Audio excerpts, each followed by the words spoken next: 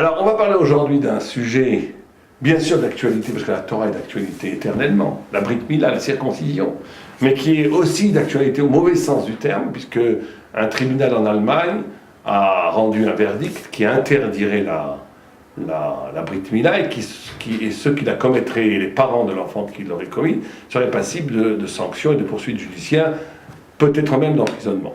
Donc on attaque d'ailleurs, d'après ceux qui attaquent la circoncision, ils disent qu'il n'y a pas besoin de nouvelles lois anti-circoncision, anti-excision, puisqu'il y a deux volets dans l'histoire, la circoncision que les juifs font et que les musulmans aussi font, et aussi l'excision qui est une sorte de brit mila qu'on fait à la fille, qui est fait par certaines traditions africaines.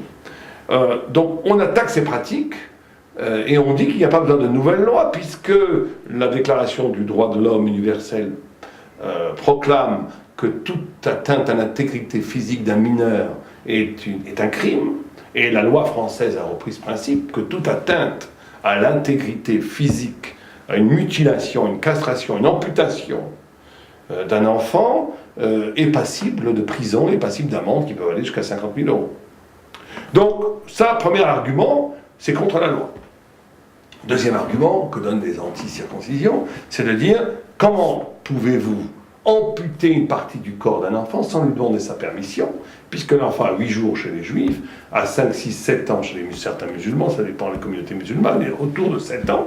À cet âge-là, l'enfant n'a pas de libre arbitre, il ne peut pas penser, encore plus forte raison chez les juifs où c'est à 8 jours, où le nourrisson n'a aucune conscience de ce qui lui est fait. Donc vous appliquez de la souffrance, certains même écrivent que c'est de la torture, torture et barbarie, sur un corps innocent d'enfant, et l'enfant, vous l'avez complètement privé de sa liberté. Certains avancent un troisième argument, qui est peut-être encore pire que les deux premiers, encore plus bas, je dirais, c'est que la circoncision et l'excision aurait comme conséquence une diminution du plaisir de la pratique amoureuse, et donc ça serait enlever à l'enfant la possibilité de jouir plus tard de l'amour. Bien, donc ça c'est plus ou moins les arguments contre, je ne vais pas parler d'excision puisque le judaïsme est contre l'excision, étant donné qu'il n'y a pas du tout de racine métaphysique biblique sur l'excision, c'est interdit pour le judaïsme. Mais on va parler de la Brit Mila. Donc on attaque pour la Brit Mila en disant, 1, c'est une mutilation, une amputation, une castration mineure. 2, c'est sur un enfant qui n'a pas de libre arbitre.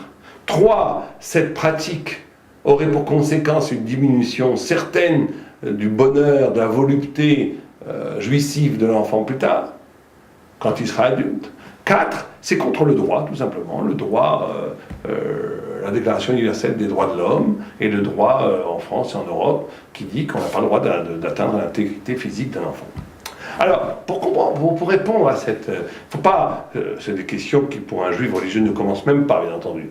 Mais il est très important d'éclairer et de voir comment le judaïsme, même à ce niveau, qui n'est pas un niveau de très haute voltige intellectuelle, on est là au degré zéro, on va dire, de l'attaque. Mais il faut quand même savoir y répondre. Dans l'état Epicurus, c'est important d'y répondre. Alors, il faut envisager le problème sur 3 dimensions. D'abord, on va même rendre la question encore plus difficile, on va dire. On va le faire d'ailleurs, évoquer toutes sortes de raisons spirituelles, essentielles à l'injonction et de la circoncision. On va essayer d'expliquer de façon métaphysique la nécessité absolue de faire la Brit Mila. Mais quelqu'un qui aurait un esprit un peu indépendant, un libre penseur, pourrait nous dire, mais attendez, ces histoires de métaphysique, de spiritualité, de mystique, c'est très bien, mais vous pouvez inventer n'importe quoi. Maintenant, une nouvelle caste, une nouvelle secte va se lever en Europe ou partout dans le monde, va commencer à couper le nez des enfants, couper les oreilles des enfants, couper les pieds des enfants, et donner des raisons métaphysiques à ce genre de pratique. Et comment ne peut-on pas être scandalisé devant le fait qu'on va couper le nez d'un enfant, et en disant pourquoi je coupe le nez, parce que le nez c'est le signe de l'orgueil, et que si on monte le nez en haut c'est de l'orgueil, donc il faut le couper pour apprendre l'humilité. On va couper les oreilles, parce que les oreilles c'est quelque chose qui est extérieur au visage, et il faut que le visage soit harmonieux. On peut inventer n'importe quoi. Donc en inventant n'importe quoi, on peut justifier toutes les barbaries, les arts de torture, et les amputations, les mutilations, les castrations contre les enfants innocents qui n'ont rien demandé. Comment répondre à ce genre de questions? Pour nous d'abord, quand je dis pour nous, c'est-à-dire pour les juifs authentiques, pour les juifs qui vivent un judaïsme authentique dans la Torah, il y a un enseignement, une réponse pour nous, une réponse pour eux. Ce que j'appelle eux, c'est le monde qui n'a pas la chance d'être éclairé par la lumière de la Torah. Donc on va dire pour nous d'abord. Pour nous, c'est très important de se reposer la question et de bien comprendre. Et de véritablement comprendre cela. Et c'est essentiel pour un juif fromm de réactualiser cette conscience. Qu'il n'y a pas de salut sans la révélation. C'est-à-dire qu'il y a, sans la révélation, on est condamné à deux formes de spiritualité. Ou du délire, très souvent pervers, où chacun dit ce qu'il veut, pense qu'il veut, il invente des systèmes spirituels qui sont en réalité de la nuée, du délire enfantin. Et ça, on le voit très souvent dans certaines religions que je ne nommerai pas, où il y a quelque chose comme Rashi le nomme, Rashi lui-même nomme Agadot. Agadot, ici, ça veut dire fable. Ve'elilim, des petits dieux, c'est une façon de projeter des fantasmes ou des rêveries d'enfants et d'en faire des dieux, comme les Grecs le faisaient, comme la mythologie grecque.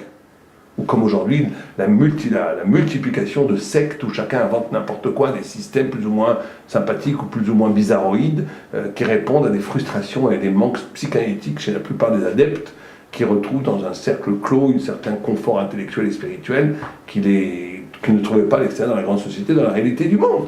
Bon, ça c'est l'horreur pour nous. Il vaut mieux être athée, effectivement, que rentrer dans une spiritualité qui n'est que l'expression d'une projection fantasmatique qui est là pour combler des problèmes psychanalytiques. Il n'y a rien de pire. Et nous, on doit toujours se méfier de ça, au sein même de la Torah. Deuxième forme de spiritualité possible chez la Torah, elle par contre, elle est digne de louange, c'est quand quelqu'un, par lui-même, arrive, comme Abraham Avinu, l'Avdil, à comprendre des concepts de vérité. L'homme peut, par lui-même, sans révélation, comprendre que Dieu existe. La logique le dit que Dieu existe, le monde n'a pas pu se créer tout seul, c'est aussi simple que ça. Pourquoi y a-t-il de l'être plutôt que rien? C'est ça. Un tout indique, l'harmonie absolue de la vie indique qu'il y a un créateur. Et donc là on arrive à la notion d'éthique, de morale aussi. Certains sans être religieux, considèrent après la réflexion qu'il ne faut pas tuer, qu'il ne faut pas voler, qu'il ne faut pas simplement pour ne pas être tué à son tour, ou ne pas être volé à son tour, mais parce que fondamentalement l'homme se doit d'être bon. Il y a comme ça des poussées mystiques, spirituelles, éthiques, inhérents à l'âme de l'homme. Nous, on sait que cette inhérence vient du fait que l'homme a été créé à l'image de Dieu, et donc au cœur même de l'identité humaine, souffle déjà la parole de la Torah. Mais sans révélation, sans phénomène de révélation objective, dans le réel, bien que cette révélation soit dans l'inconscient de l'âme, l'homme peut arriver à une sorte de spiritualité qui est, elle, positive. Donc, mais nous, justement, ce genre de questions doit nous réveiller à dire merci à Dieu, merci à Dieu nous avoir donné la révélation de la Torah, qui par cette révélation donne une dimension de vérité absolument absolue, indiscutable, vraie, qui est la parole du Dieu vivant et qui est au-delà de tout concept humain, de tout concept intelligible qui est la même différence, si vous voulez, entre le singe et l'homme. Le singe aussi a un pouvoir cognitif. Il est bien obligé de reconnaître sa femme, ses enfants, qu'est-ce qui est comestible, qu'est-ce qui ne l'est pas, qu'est-ce qui est dangereux. Il a aussi de l'intelligence, le singe. Mais par rapport à l'homme, cette intelligence est toute petite, caduque. Eh bien, le juif qui reçoit la Torah, il a l'intelligence, et je parle d'intelligence ici, je ne parle pas de mystique, de compréhension, et on le développe au cours des cours de quelle est la nature de cette intelligence. Une intelligence, une compréhension des choses infiniment plus haute que la perspective philosophique ou scientifique. Infiniment plus haute, il n'y a pas photo. Et donc nous, pour nous-mêmes, il faut renouer avec j'aime pas ce mot, mais on va dire avec l'orthodoxie de la Torah. Il faut faire attention. Si on commence à prendre trop de liberté par rapport à cette conscience que la Torah est d'une nature radicalement différente que toutes les autres formes de savoir, qu'on commence à accommoder la Torah, à expliquer la Torah comme on pourrait expliquer n'importe quelle autre forme de religion ou de société, on commet une profanation et surtout on tombe dans le délire. que chacun va interpréter après la Torah comme il veut, et chacun va dire ce qu'il veut, et on tombe dans les problématiques. Toi, tu vas dire qu'il faut couper le prépuce pour la brit milah, moi je dis qu'il faut couper le nez. Bon. Donc on arrive dans n'importe quoi. Donc on est obligé de garder farouchement la tradition de la vérité, la Messora, magnifique. Alors ça c'est bien pour nous. Nous on est convaincus, on pourrait arrêter le cours ici. Donc ces critiques contre la circoncision sont ridicules, dans la mesure où la circoncision est voulue par Dieu, et donc tout comme Dieu a créé l'univers, le monde, et qu'il a créé même notre possibilité de penser, de réfléchir, de critiquer, celui qui a tout créé, la notion même de bien et de mal, quand il te dit de faire une circoncision, c'est que c'est bien. Donc on pourrait, nous, on ferme la télé, s'il n'y a plus besoin, ceux qui sont religieux peuvent passer à autre chose, je continue maintenant pour les autres. Mais pour eux, qui ne croient pas, comment justifier, comment répondre à cette question en disant qu'on peut faire que faire la brit milah est légitime. Alors tout d'abord, il faut différencier ce qui existe depuis des milliers d'années et les choses qui pourraient apparaître aujourd'hui comme des nouvelles sectes ou des nouvelles pratiques religieuses qui viendraient de n'importe sans aucune légitimité historique. Le fait qu'un peuple, pendant 3000 ans, pratique une certaine coutume, montre que cette coutume est coextensive de son identité. Elle est une partie de son identité. Et donc, un des droits légitimes d'un peuple, c'est de revendiquer ses identités. Tous les arguments qui reposent sur le fait qu'il y a une violence qui est imposée à l'enfant sans son consentement tombent. Et là, je ne suis plus dans le domaine religieux, je suis dans le domaine de la logique. Puisqu'on sait que 99, j'ose pas dire 100%, mais je pense que c'est 100%, mais 99,99999 des juifs circoncis ne se sont jamais plaints quand ils sont arrivés à l'âge adulte d'avoir été circoncis. Moi, je ne connais pas un juif qui dit « Oh, là, mon père, il m'a fait une vacherie en me circoncisant. » Jamais j'ai vu ça, jamais. Et je fréquente des milliers de juifs. Donc ça veut dire qu'on est presque à 100% d'un consentement a posteriori qui indique que le consentement est latent, même si l'enfant ne peut pas l'exprimer. Donc toute l'argumentation qui dit que l'enfant n'est pas d'accord et qu'on lui fait subir une violence ne tient pas. On ne peut pas ne pas deviner derrière ça de l'antisémitisme, de la haine anti-religieuse. On ne peut pas. C'est ridicule. Parce que si on coupe la main d'un enfant, ou le nez d'un enfant, ou les oreilles d'un enfant, je peux vous garantir qu'il n'y aura pas 100% des gens qui diront après que je suis très content avec cette mutilation. Ça n'existe pas. Faites-le. Faisons l'essai si vous voulez. Prenons pendant 10 générations, les enfants à qui on coupe le nez, les oreilles et le pied, ils ne vont pas vous dire, il y aura des révoltés, plein de révoltés.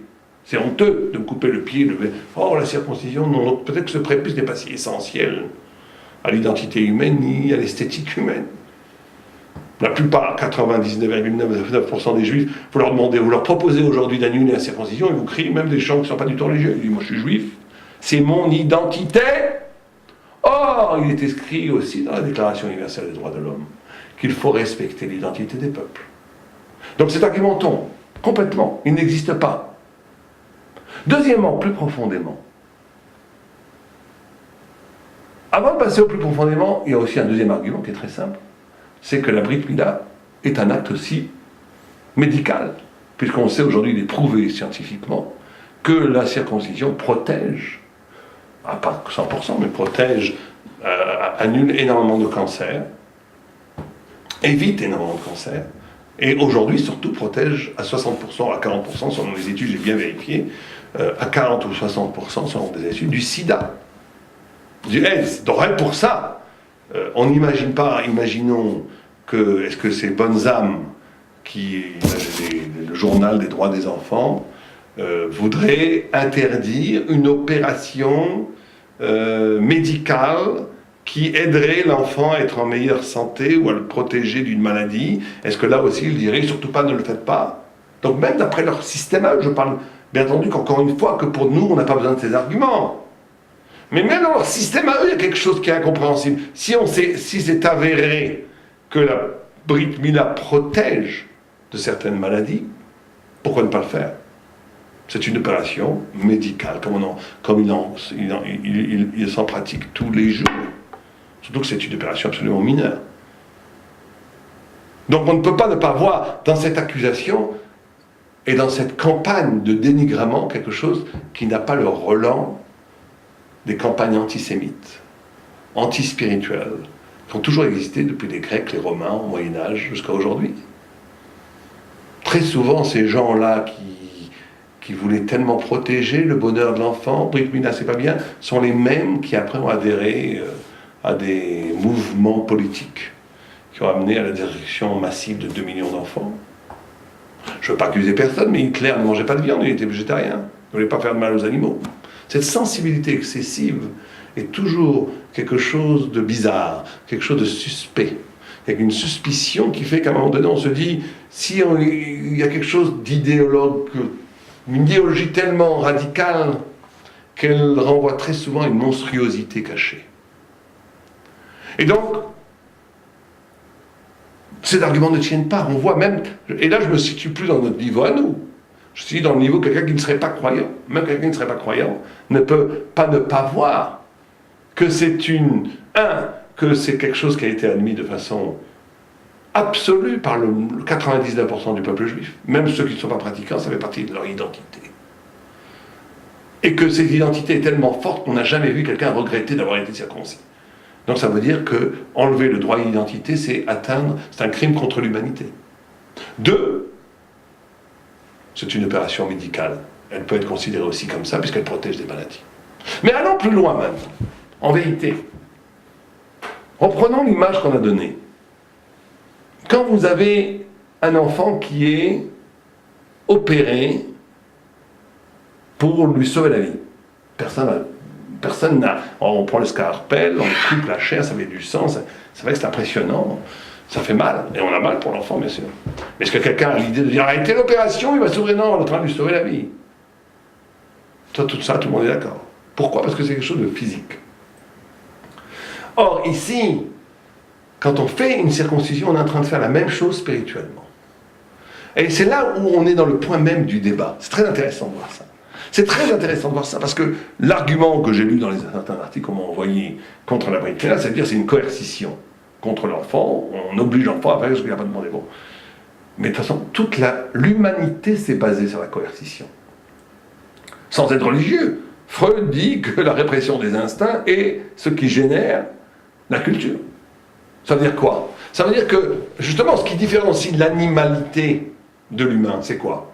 C'est que l'animal ne reste qu'au stade de la nature, alors que l'humain est capable de casser avec le cycle de la nature, et cette brisure du cycle de la nature passe par quelque chose de contraignant, quelque chose qui fait mal, pour s'arracher et pour advenir comme un être indépendant de la nature qui est capable de dompter la nature. C'est ça l'humain. Si on n'est pas content d'être humain, qu'on aille dans la forêt avec les zèbres, courir avec les guenons sur les arbres, pourquoi pas?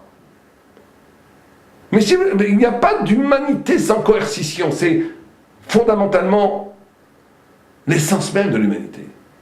Comme si vous disiez, il faudrait poser la question à ces bonnes âmes que je suspecte d'être des âmes monstrueuses. Est-ce que vous n'obligez pas vos enfants à parler votre langue? Est-ce que vous n'obligez pas vos enfants à aller dans les crèches? Est-ce que vous n'obligez pas vos enfants à aller dans les écoles? Est-ce que vous n'obligez pas vos enfants, il n'y a pas encore longtemps, à faire le service militaire, à risquer leur vie? Est-ce que la société n'est pas coercitive à chaque instant? Pour créer quoi? Un type d'humain, comme vous voulez le faire. Les Juifs font une façon de créer un type d'humain qui est le reflet de la volonté de Dieu, qui est infiniment plus beau et plus grand et plus chevaleresque et plus héroïque, qui est... Le peuple juif a pris sur lui cette mission extraordinaire de ne pas être soumis à la matière et d'être celui qui va être le miroir de l'éclat flamboyant de la volonté divine. C'est tout, c'est notre identité. Donc effectivement, il y a la coercition dans toute éducation, tout processus éducatif est coercitif.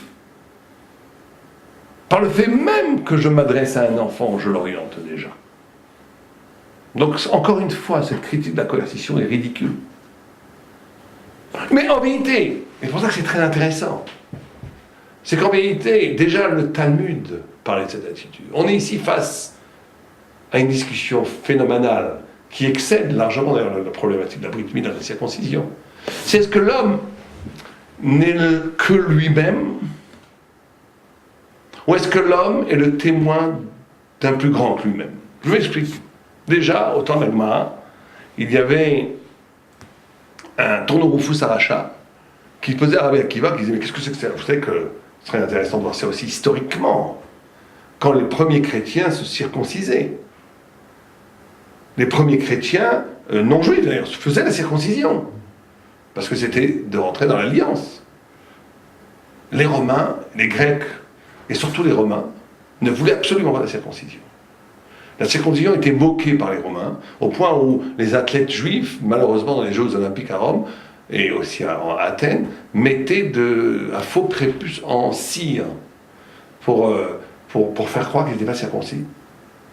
Ça veut dire que Paul, ayant compris cela, il a dit la circoncision c'est pas la peine dans le corps, le principal c'est que dans le cœur, il faut circoncire les esprits et le cœur. Bon, la pirouette chrétienne qui a cru pouvoir remplacer l'engagement de l'acte par une sorte d'idée un peu vaseuse. Il suffit d'adhérer à l'idée, il n'y a pas besoin de vivre les choses, on sait ce que ça a donné. Mais en tous les cas, ce qui est très intéressant de voir, c'est que Rabbi Akiva est confronté au gouverneur romain, qui s'appelle Thodorufus, et lui dit « Qu'est-ce que c'est que cette circoncision? Vous mutilez exactement la même argumentation, on n'a pas bougé depuis 2000 ans. Vous mutilez l'enfant !» Et Rabbi Akiva lui répond « Très bien, amène-moi du blé et amène-moi un gâteau. » Et il amène du blé et un gâteau. Il dit « Qu'est-ce qui est meilleur, le blé ou le gâteau? Qu'est-ce qui est plus comestible? Qu'est-ce qui est plus appétissant ?» Il lui dit « Le gâteau. » Bah, tu me dis « C'est pareil. Toi, tu es du blé, moi, je suis du gâteau. Toi, tu veux rester au niveau de la nature, pas de transformation. Nous, on est au niveau du gâteau, il y a transformation. C'est que la Brit Mila montre par là le parachèvement de l'homme. Mais c'est plus fort que ça. C'est que la force du judaïsme, c'est d'imposer des actes tellement forts qui modifient la conscience. Si on voudrait donner une définition du judaïsme, ce serait peut-être celle-là. La mitzvah, l'impératif de l'action, la praxis juive, c'est de ne pas faire confiance aux idées vaseuses. On est obligé de faire quotidiennement, tout le temps, de s'engager jusqu'à la mort. Et cette praxis va graver dans la conscience juive l'idée absolument indéracinable de la vérité. Or, cette idée de la Brit Mila, elle est merveilleuse. Elle nous dit quoi? Elle nous dit que l'homme au niveau de nature n'est pas fini. Que l'homme doit se parachever, que l'homme doit se compléter, qu'il faut qu'il se parfaite. Et l'homme doit se parfaire. Et l'homme doit devenir meilleur. Cette injonction de devenir meilleur, de se parfaire, de se modifier, et c'est l'essence même de la liberté humaine. C'est comme si Dieu donnait une partie de ses prérogatives à l'homme. Il disait, je t'ai créé à 99%. Fini le sang, fini, makebe patish, fini la création de l'homme, c'est magnifique. Et c'est pareil dans le cœur, c'est pareil dans l'esprit, bien sûr, mais que s'il y a un engagement physique. Donc la Brit Mila est fondamentale par rapport à cette notion de liberté et de parfaire l'homme. C'est pas juste une tradition ancestrale qui n'a pas de sens, elle a un sens contemporain très très fort. Plus profondément que ça encore. Brit en hébreu vient toujours de la notion de briat. Briat, ça veut dire création. Brit, c'est la Brit dans la Torah, c'est quand vous avez deux personnes qui vont se séparer. Ils veulent rester ensemble. Chacun donne une partie de lui-même à l'autre. Et bien, la Brit Mila, c'est pareil. C'est que nous, on a donné une partie de nous-mêmes à l'endroit même qui est le futur, qui est le pouvoir géniteur de l'homme. À cet endroit même, on coupe et on donne comme un sacrifice à Dieu. Et en retour, Dieu nous donne la maîtrise de la vie, du temps. Il faut bien comprendre que la Brit Mila permet de façon métaphysique à l'homme de maîtriser le temps. Celui qui reste avec son prépuce, qui ne fait pas la Brit Mila, il reste comme un animal soumis au cycle du temporel. Il n'est pas en dehors du temps, il est dans la nature. Il n'est pas hors nature. La Brit Mila permet à l'homme de casser cette clipa, cette écorce qui l'enferme dans la nature pour l'ouvrir à l'au-delà de l'être, radicalement autre, à tout ce qui est de l'ordre de cette musicalité spirituelle mystique, de choses, de comprendre, d'entendre des concepts qui ne sont pas de l'ordre de la matière, mais de l'ordre, ne sont même pas de l'ordre de l'intellect, qui sont de l'ordre de l'éblouissement du hors-monde. Mais ça, c'est possible qu'avec la Brit Mila. Et c'est tellement contemporain aujourd'hui, ça. Parce qu'on est face à deux projets. Aujourd'hui, l'Occident, notamment, est arrivé à une conclusion qu'il n'y a rien d'autre. On a tout détruit, il n'y a plus de hauteur. Il n'y a plus de hauteur. L'homme devient le nouveau Dieu, on va dire. L'homme est la seule chose qui vaille le coup. Ça veut dire, tout est fait pour le plaisir de l'homme. Et quand on arrive à ce niveau-là, il ne reste plus rien, il faut bien comprendre ça. La notion de droit de l'homme, c'est la même chose. Les droits de l'homme, c'est très bien. Il faut protéger, bien sûr, les gens bafoués, les gens qui sont attaqués de façon indigne, bien sûr. Mais il faut faire très attention avec cette idéologie des droits de l'homme. Parce que ça veut dire que tout revient en cycle à l'homme.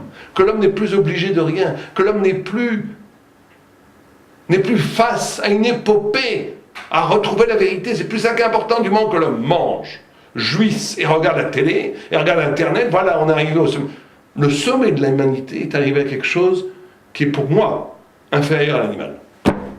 Moi, quand je vois un loup dans la forêt, je trouve ça plus beau qu'un idiot qui mange des pop-corn et est en train de regarder sur Internet. Quand je vois une baleine dans la mer, je trouve ça plus majestueux que des gens qui sont en train de courir tout le temps, à se faire du plaisir l'un à l'autre. On en est arrivé à quoi? On est arrivé à une société humaine où l'ultime droit sacré qu'il ne faut pas toucher, c'est quoi? Le fait de manger, de copuler et de regarder des images abrutissantes. Voilà. Ah, ça c'est le sommet, on est arrivé au sommet de la modernité, c'est ça l'homme. Vous vous rendez pas compte? Oh, nous, la Torah, qu'est-ce qu'elle dit? Que l'homme est devant une épopée, que l'homme est devant une échelle, comme l'échelle de Jacob, que l'homme est créé, pas parce qu'il a que des droits, on s'en fiche des droits. L'homme est créé parce qu'on ne va même pas parler de devoir. L'homme a une mission, il est appelé à la lumière, il faut qu'il apprenne à aller loin, à grandir. Or, toutes ces petites mesquineries, il ne faut pas faire, vous atteignez l'intégrité physique du bébé, tous ces trucs-là, c'est quoi? Ça ne renvoie qu'à une seule idée. Le Dieu, c'est l'homme, c'est le corps, c'est la chair. Voilà leur nouvelle idole. L'idole de la modernité, c'est la chair. Pourquoi est-ce qu'il y a un développement frénétique du znout? Pourquoi? C'est pas juste parce que les gens sont plus chauds qu'avant, l'humanité a toujours été chaude. Non, c'est parce que c'est devenu la seule chose qui reste pour l'homme. En dehors de la Torah, je parle. Il reste que ça, qu'est-ce qu'il reste d'autre? Kavod, argent, znout, voilà, on en est là. C'est animalité totale. Animalité sans la classe de l'animal. Il y a un zèbre, un cheval dans la nature qui court, il y a au moins de la classe. Quand on voit un gars courir à la bourse pour faire son pognon pour le soir, aller voir des prostituées, c'est pas classe, c'est moche. On est arrivé à quelque chose de tellement hideux, et non seulement au lieu de se rendre compte que c'est hideux, on le défend avec des phrases de droit de l'homme, intégrité au corps humain. C'est une horreur. Le judaïsme dit, l'homme par la hauteur. Et donc, on est ici, et c'est ça. Et c'est très intéressant, parce qu'avec Mara elle-même, elle dit que ceux qui étaient contre la Brit Mila, c'était des individus qui prônaient une humanité réduite à la nature. C'est quoi, réduite à la nature? À n'être que ce qu'on est, que de la chair. Et que ceux qui étaient des partisans de la Brit Mila étaient une humanité qui comprenait qu'il fallait briser une partie de la chair pour s'ouvrir à l'infini de la vérité. Et c'est ça la discussion aujourd'hui, il n'y en a pas d'autre. La discussion, est-ce qu'on est que matière jouissive, ou est-ce qu'on est spiritualité qui va vers une épopée? C'est tout. C'est ça la discussion. Derrière les mots, derrière derrière les polémiques, ce qui se joue, c'est cette vision de la vie. Pas d'autre.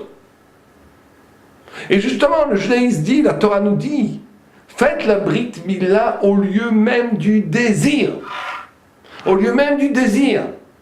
Et ça, alors, par contre, là, on arrive au point culminant de la discussion entre l'Occident et la Torah.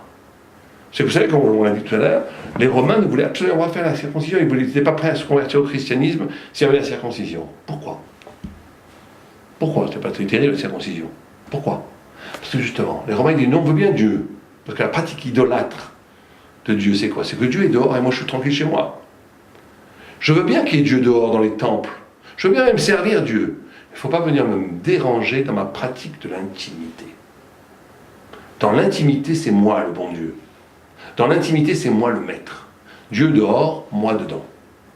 Et le judaïsme a bouleversé cela. Être juif, c'est de placer Dieu, de placer la conscience mystique, la conscience spirituelle, le besoin de vérité, le besoin de se coller à l'éternité jusqu'aux pratiques amoureuses. Et c'est ça que personne ne comprend. C'est que vous savez, quand les Romains ont détruit le temple, ils ont sorti l'arche où il y avait la Torah, l'étape de la loi, où il y avait les deux chérubins. Et les Romains se sont moqués des Juifs. Ils ont dit, regardez ce qu'ils ont dans l'endroit le plus intime de leur temple, deux chérubins qui ont l'impression de s'aimer. C'était comme un couple qui s'aimait. Ils ont eu cette vision. Et ils ont rigolé, ils sont moqués, ils ont dit de l'érotisme dans le Saint des Saints. Ben oui, quand on regarde le texte, il y a de l'érotisme dans le Saint des Saints, mais l'érotisme au sens mystique, au sens spirituel, ça veut dire l'amour entre Dieu et Israël, comparé dans tout Shirachim comme l'amour d'un homme et d'une femme. Et ça nous demande en retour d'être capable. Il y a des halachot, des lois très précises sur les pratiques amoureuses. Il n'y a pas d'exercice humain, même aux toilettes, et des halachot. Où il n'y a pas d'halachot, il n'y a pas de loi juive. Ça veut dire que, il faut bien comprendre ici qu'on est au point culminant de la discussion. Est-ce que être homme, c'est d'être homme et d'utiliser de la mystique, de la spiritualité comme un des éléments dans l'économie générale de la société?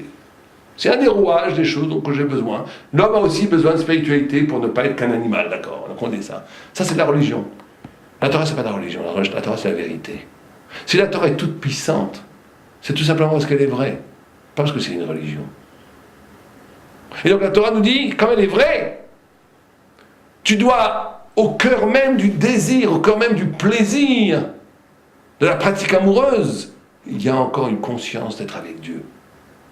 Il faut utiliser toute cette libido pour l'orienter vers l'amour sans fin de la vérité et du bien.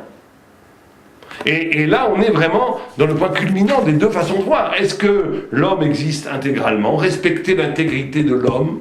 Ça veut dire l'homme, il reste homme, il n'y a pas de Dieu là-bas, et Dieu, c'est de temps en temps quand on veut, quand on est dehors. Ou est-ce qu'on va être un abandon total de l'identité humaine même, pour être traversé, colonisé par la lumière divine? Ça va être juif. Et là, on a la discussion. Est-ce que c'est comme ça ou pas comme ça? Alors je conclurai juste en disant une chose tout à fait étonnante, un phénomène sociologique étonnant qui devrait intéresser les sociologues. C'est que la Brit Mila, la circoncision et l'injonction divine, la mitzvah, peut-être la plus respectée avec la mezouza, mais plus que la mezouza, je crois, par les juifs. Même les juifs athées font la circoncision. Tout le monde fait la circoncision.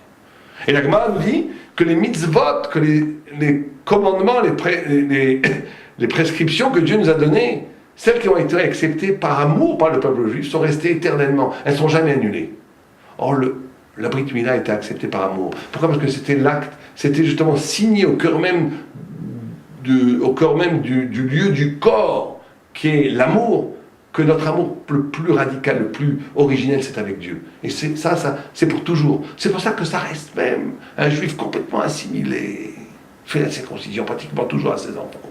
Même un juif en Israël, même un juif qui est anti-religieux à mort, il fait la circoncision à ses enfants. Pourquoi? Parce qu'un juif reste amoureux de Dieu, même s'il ne le sait pas. Et donc de vouloir essayer de toucher à cet amour, c'est une profanation terrible. Et les gens qui commencent à toucher à ça, ils sont maudits, par définition, parce qu'ils touchent à la bénédiction. Et là, il faut dire merci aux gens qui attaquent la Brit Mila. Il faut leur dire merci. Parce que ça nous oblige à nous à repenser, à reconsidérer, à s'émerveiller de nouveau sur les dons fabuleux que Dieu nous a fait. Nous sommes par cette Brit Mila. Cette Brit Mila doit nous donner, doit nous permettre de nous mitrazek, de nous renforcer dans notre émouna, dans notre identité, ça nous permet de réfléchir sur la notion de Brit Mila, de circoncision. Ça nous permet d'être fiers d'être juifs et de comprendre la soif infinie de vérité. Aleva et nous, et la Brit Mila, on peut vous assurer, elle sera toujours là jusqu'à le Mashiach vienne et même après. Amen.